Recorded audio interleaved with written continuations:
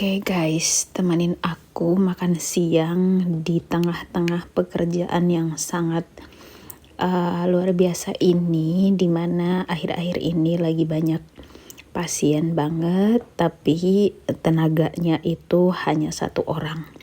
Artinya bahwa mau pasiennya 10, mau pasiennya 9, mau pasiennya 1, mau pasiennya 2, ya tetap akan aku yang pegang.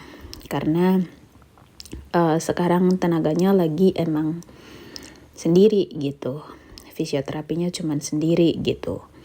Dan ya kadang sebenarnya energinya habis itu bukan karena pekerjaannya ya, bukan karena terapinya, bukan karena manual terapinya, tapi kadang-kadang energinya habis itu karena mendengarkan curhatan dari setiap pasien. Dan aku tuh punya satu jenis pasien yang aku pegang. Ini mungkin relate juga buat kalian yang kerja di bidang apapun, tapi bertemu orang itu, orang yang sama, dalam arti dia berarti pelanggan tetap, itu lebih dari 3 atau 4 kali. Kan kalau misalkan kita ketemu orang itu lebih dari 3 atau 4 kali, apalagi lebih dari 10 kali, maka basa-basi bakso tahunya udah basi. Jadi mau tidak mau kita perlu memaksa diri kita ini untuk punya topik yang baru. Dan kebetulan banget pasien aku ini suka banget dengan yang namanya cerita tentang perjalanannya, cerita tentang liburannya. Bahkan beliau ini kalau misalnya punya waktu liburan dalam waktu yang mepet banget aja, beliau bisa jalan-jalan ke luar negeri. Dan setiap kali dia jalan-jalan ke luar negeri itu, dia punya experience yang wow banget. Dan setiap kali dia cerita, misalkan ada beberapa negara yang kayak dia cerita tentang Singapura, Malaysia, Thailand gitu, masih nyambung sama aku. Dikarenakan aku juga pernah ke tempat-tempat itu, jadi kayak masih nyambung nih. Terus habis itu, kalau dia udah mulai cerita tentang negara-negara yang belum pernah aku datangin, mulailah itu jawabannya cuman bisa, oh gitu, dan itu agak membosankan bagi beliau karena beliau ini tuh orangnya suka cerita gitu. Bahkan kayak hal kecil, dia habis potong rambut, dia habis ngecat rambut pun dia akan cerita gitu. Perlakuannya tukang salonnya gimana. Dan sebenarnya di satu sisi itu baik juga karena justru kalau dia cerita, dia mau tuh sambil cerita sambil latihan. Tapi dilihat-lihat aku juga kayaknya kehabisan bahan nih. Kehabisan. Masa jawabannya cuman oh gitu. Oh iya gitu. Terus akhirnya sebelum kalau misalkan aku lihat pasien ini udah reservasi, nah aku mulai tuh searching dan belajar, cari tahu apa yang terkenal di negara-negara yang pernah dia sebutin ketika dia datangin. Misalkan dia tuh pernah ke tembok Cina gitu, terus dia pergi ke Shanghai, dia pergi ke kemana semua. Dia misalkan dia udah pernah sebutin itu, terus habis itu di setelah waktu yang sedikit, misalkan aku lihat beliau udah reservasi, aku biar obrolannya tuh gak garing dan lain sebagainya macem. Nah, aku searching, pelajari tentang kota-kota tersebut, tentang apa yang hype di sana. Kalau misalkan orang Indonesia datang ke sana tuh akan ngapain aja, terus apa yang harus dicoba di sana kayak makanannya atau belanjaannya atau oleh-olehnya atau orang-orangnya gimana. Dan ketika beliau datang, terus beliau ngobrol, dan selalu tuh, apalagi beliau tuh bukan orang asli, bukan orang pribumi asli. Jadi beliau tuh banyak cerita tentang hal-hal yang demikian. Dan setelah aku melakukan searching sederhana itu untuk sekedar pengetahuan supaya bisa nyambung, dan akhirnya mulailah ketika beliau datang, ketika dia cerita, aku mulai dengan ini, kalau kakinya bagus lagi tuh, maksudnya kalau kakinya tuh udah pulih dengan sempurna, maka gini biar bisa jalan-jalan lagi ke sini. Nah, itu mulai itu jalan-jalan ke sana dan ke sini, dan akhirnya tuh misalkan kita bahas tentang Bangkok misalnya. Beliau tuh akan bercerita, misalkan kayak kita hanya ngomong dikit aja tentang Bangkok, biar bisa jalan-jalan lagi ke Bangkok kalau kakinya udah pulih dengan sempurna. Nanti beliau udah cerita, wah di Bangkok itu begini-begini, makanannya tuh ada di sudut ini, namanya kalau di Indonesia kayak Gang A gitu. Itu makanannya dari semua jenis makanan itu ada di sana.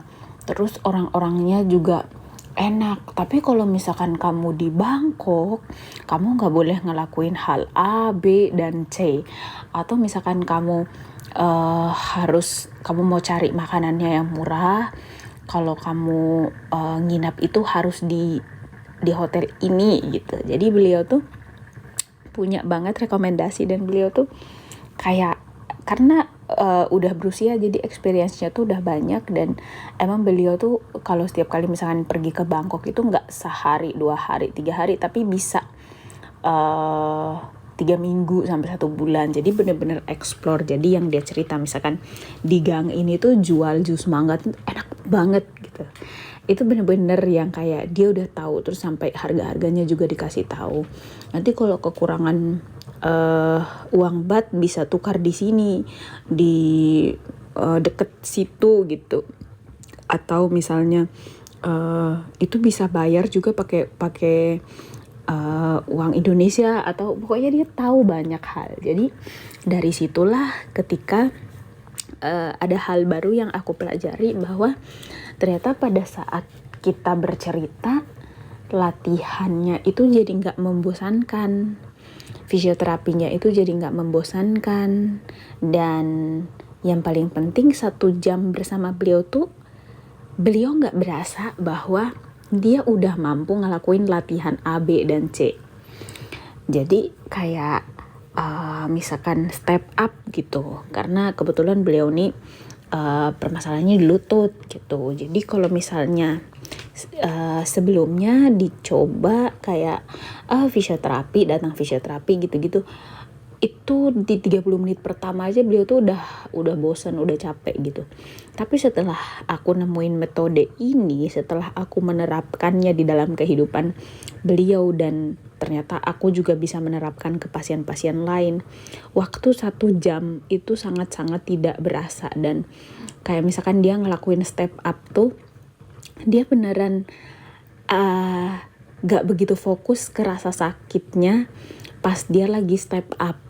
Jadi beneran ternyata cerita kalau asik itu membuat pasien nyaman, dan membuat pasien tuh mau gitu ngelakuin latihan yang mungkin kalau misalkan dia ngelakuin aja tanpa kita ngajak dia ngobrol, ngajak dia bercerita, itu akan jauh lebih susah. Kita bisa bayangin beliau sudah berusia dan lututnya habis diganti gitu. Rasa takutnya lebih banyak, terus juga keterbatasan melakukan A, B, dan C itu lebih banyak.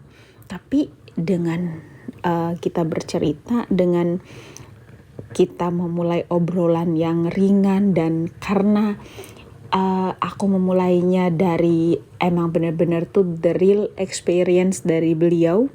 Jadi beliau tuh kayak, mungkin di dalam bayangan aku ketika dia bercerita tentang yang jualan smoothies mangga di Bangkok itu rasanya seenak apa dan tempatnya ada di sini, kemungkinan besar bayangannya beliau dan apa sih namanya, pikiran beliau itu tuh ada di tempat yang itu, jadi nggak bener-bener fokus ke rasa sakit yang beliau mau rasain pas lagi ngelakuin gerakan. Dan itu tuh works banget saat aku terapin hal ini, dan akhirnya perkembangannya dari pasien ini luar biasa. Emang sih agak ribet di aku karena aku sebelum terapi gak hanya belajar tentang fisioterapinya yang harus diterapin, tapi juga aku punya kesempatan untuk searching dulu tentang negara-negara yang pernah beliau sebutin, supaya nanti pas lagi ketemu itu obrolannya nyambung dan lebih santai, supaya waktu itu gak berasa gitu. Dan beberapa kali itu beliau langsung bilang, oh ini udah sejam ya, cepet banget gitu. Itu rasanya tuh ke kita sebagai fisioterapi tuh ada kepuasan tersendiri, di mana beliau bisa mencoba gerakan dengan nyeri minimal dan beliau nggak berfokus kepada nyerinya. Jadi gerakannya itu bisa lebih luasa. Nilai plusnya juga buat aku sebagai referensi ke tempat-tempat yang sudah aku lihat. Jadi kalau someday misalkan diizinkan untuk pergi ke sana, aku udah pernah tahu nih, udah pernah baca tentang A, B, dan C. Jadi itu pelajaran berharga banget, gak hanya buat aku tapi buat pasien juga, dan bisa diterapin ke pasien yang lain, gak hanya ke satu pasien. So, semangat bekerja, have a nice day.